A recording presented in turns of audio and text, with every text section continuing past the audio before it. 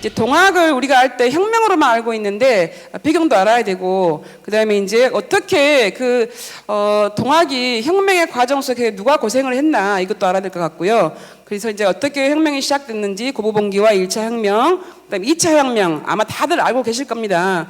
그다음에 이제 그렇다면 순천은 어떻게 영호도에서가 설치되었는지, 누가 구성이 되었는지, 그리고 경복궁을 뺏긴 이후에 우리는 어떻게 항일을 시작했는지, 최후는 어떻게 맞이했는지 이 부분을 말씀 올리도록 하겠습니다. 네, 이건 제가 작년에 독립기념관에 가서 아까 가셨긴 하지만 충남 동단협의 이용길 대표님께서 아무래도 지금 문제가 많은 김영석 독립기념관장 때문에 거기서 단체 시위를 할 때 제가 일부러 가가지고 8월 15일 날 갔는데, 독립기념관에 동학이 당연히 있겠지 하고 갔더니 제 3관에 이 보고간민과 척외양창이 깃발이 있었는데 뭐라고 적어져 있냐면은 당대의 동학농민군들이 직접 들었던 깃발의 모습과 똑같다 이렇게 적어져 있습니다. 그래서 여러분들이 밖에 보셨던 그 보고간민과 척외양창의 깃발을 똑같이 제가 인쇄를 해가지고 사용을 했습니다. 그래서 보여드리려고 밖에 걸어놨고요. 이렇게 붉은 깃발에, 또 진주성 입성할 때도 이렇게 붉은 깃발에 보국안민이라고 적고 척외양창을 적고 진군했다고 하고, 아래에 길게 놓여져 있는 저 나무는 다다미 때리는 그 방맹이 같은데 저게 동학군들이 들고 다녔던 그 싸움 무기였다고 합니다. 뭐 그 옆에는 뭐 동학군을 죽였던 작두도 있었는데 그것까지는 안 올리고, 하여튼 이걸 먼저 올려드립니다. 세계사적 의미는 잘 알고 계실 거예요. 그런데 이제 중요한 것은 이제 저희가 조금 더 큰 힘을 실었던 게 23년도에 유네스코 세계 기록유산에 등재가 된 날, 그날은 23년 5월 18일 5.18 때였습니다.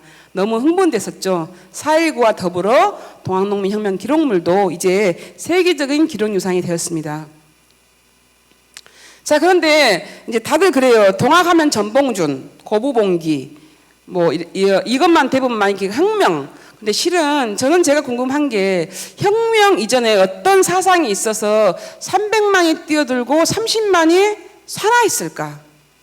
당대 그들은 도대체 어떤 세상을 봤을까? 그래서 많은 학술대회와 많은 기념식을 보고 다녔는데 제대로 된 걸 찾긴 어려웠습니다. 그래서 제가 동학을 이어온 천도교 서울에 있는 중앙총부를 갔었을 때 그 답을 찾았습니다. 동학은 살아있었고 아직까지 그들은 3.1 독립운동을 기렸으며 천도를 걸어가고 있는 사람들이 있더라고요. 그래서 수훈이 도대체 뭘 말했지 봤더니 실은 사람들이 시천주 인내천 얘기하는데 수훈은 왜 대각을 하려고 했냐면요, 보국안민이었어요.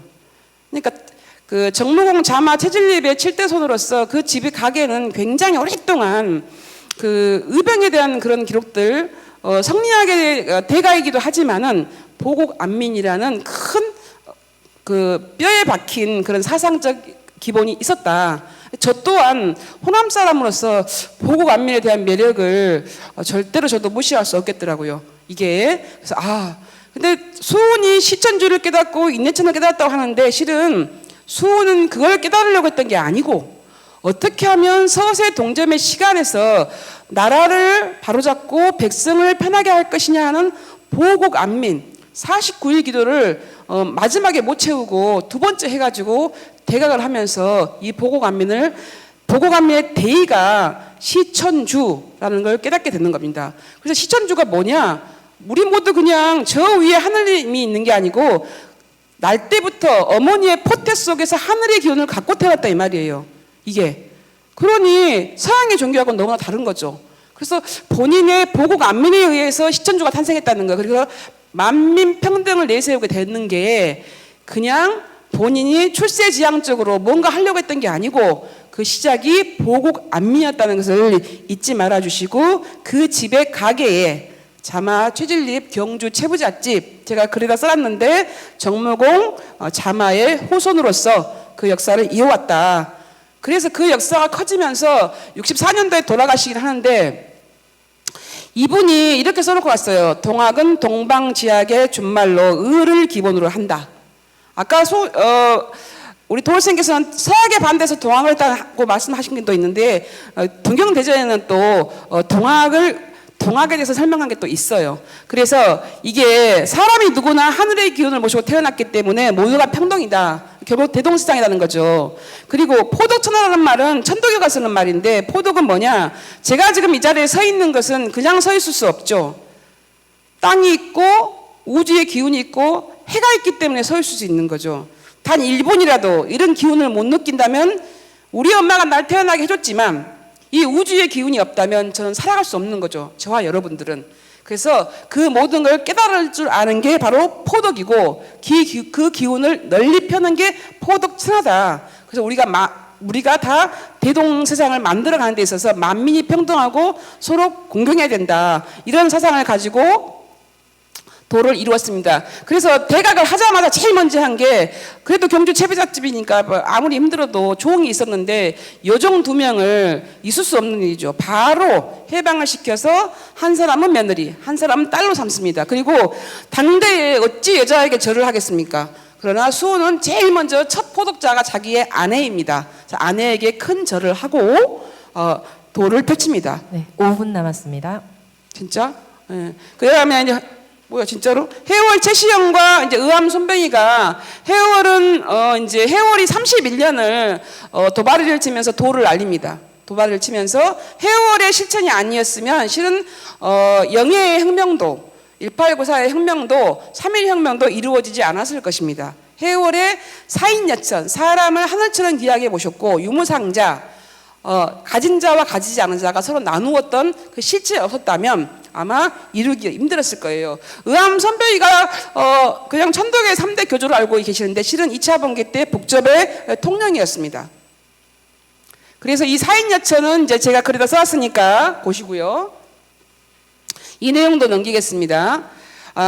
동학이 처음부터 혁명을 했던 건 아니고 아까 1871 영예 말씀하셨지만은 점점점 세력화돼가는 게 강화문 복합상소예요. 이 강화문 복합상소 가서 굉장히 평화롭게 시위를 하게 됩니다. 취해라고 하죠. 그래서 71년도에는 600명이 영예에서 영예 교조 신호 운동을 했었고요. 그 다음에 봤더니 92년도 11월에 삼내에서 2만 명이 모여가지고 또 교조 신호 운동을 합니다. 점점 조직이 탄탄해지고 늘어나는 거죠. 그리고 93년도에 광화문 복합sam소를 하면서 정보 요구로 수락을 해가지고 말 들어준 척 했는데 배신을 하죠. 더 탄압을 합니다. 근데 그 와중에 이제 아마 이 사람들은 전라도 사람일 것이다 하는 이렇게 학설이 있습니다. 괴설에 붙인 사람들은 아마 전라도 동학군이었을 것이다. 김계남이 했을 것이다. 이렇게 추측하시는 분들이 많이 계십니다. 그래서 조선을 떠나라. 벽보를 붙이기도 합니다. 그 다음에 93년도 보훈치해 때 정말 많은 동학도인이 2, 3만 명이 모입니다. 그때 우리 순천도 50명이 참여합니다. 50명이. 그런데 정말 놀라운 것은요. 2, 3만 명이 모였는데요. 우리 전라도 사람들은 고흥 사람, 광양 사람 신기하게 양식을 가지고 올라갔습니다. 가지고. 다른 데는 땅이 없잖아요.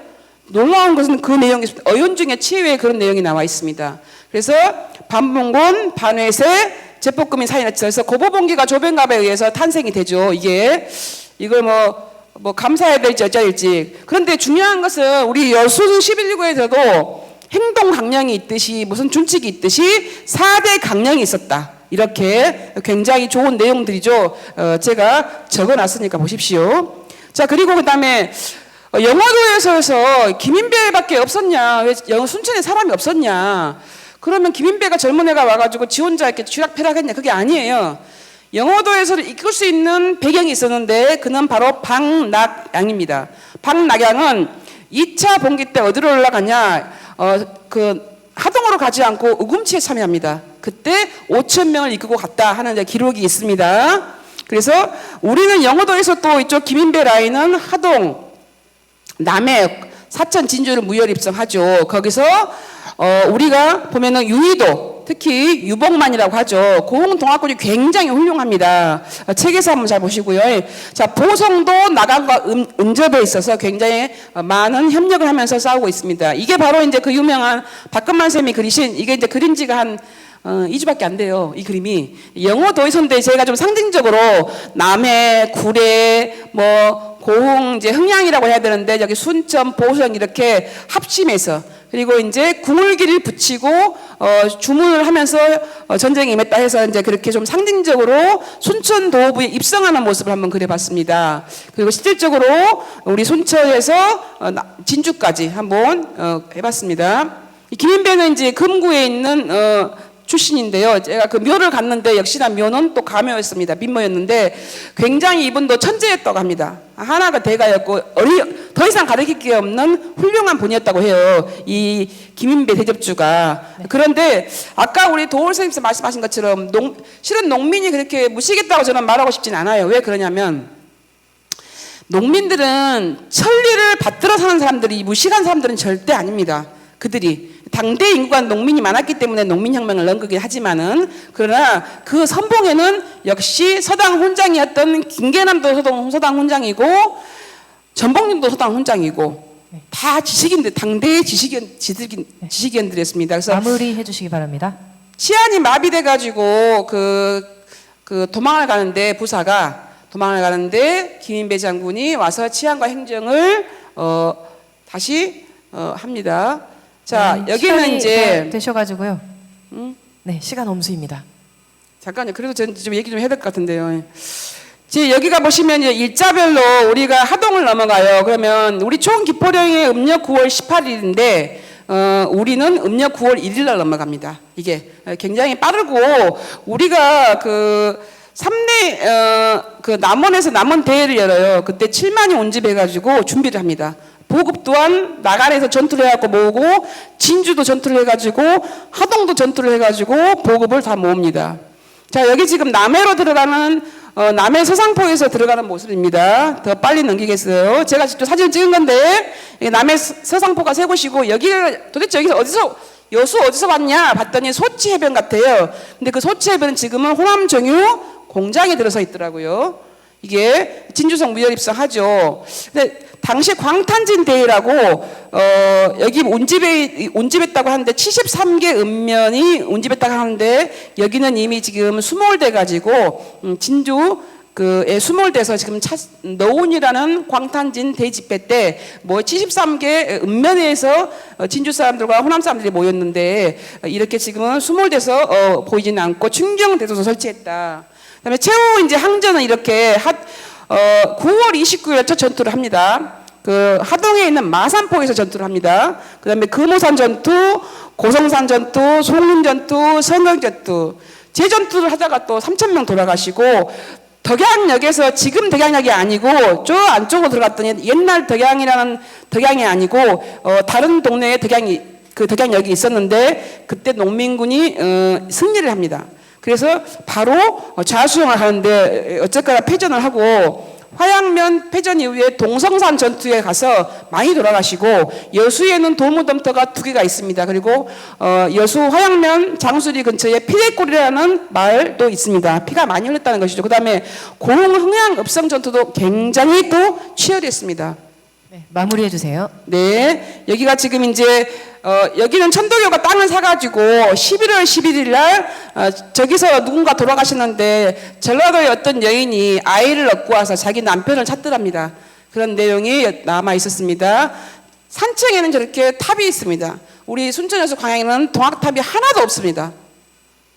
자, 이렇게 자수영 전투의 모습이고 지금 이게 동성산이고 이 집이 김주영이 밖에 화양당한 김지용이 여기서 잡힌 데 채부잣집이라고 합니다. 그러나 남해로 들어갔던 심송학의 외갓집이 최근에 확인됐는데 그 외갓집이 바로 저 집이었더라고요. 저 집. 그리고 좀 제가 사진 좀 흐리네요. 고흥 흥양읍성에서 굉장히 치열하게 전투했습니다. 그리고 저 묘도 저희가 다녀왔는데 이 최근에 하도가 어딘도 찾게 되었고 모의원만 있는 게 아니고 모의강이라는 형제도 또 찾게 됐습니다. 마무리해 주시기 바랍니다. 네, 그리고 팔령산에서 마지막으로 최후 항전을 했습니다. 마지막 동학군들이 잡혔던 모습이고요. 그리고 김인배가 이렇게 유언을 했어요. 이제 안 읽어도 되겠죠, 제가요. 예, 이렇게 유언을 했습니다. 내용에 넣어놨습니다. 예, 제가 준비한 건 여기까지입니다. 감사합니다.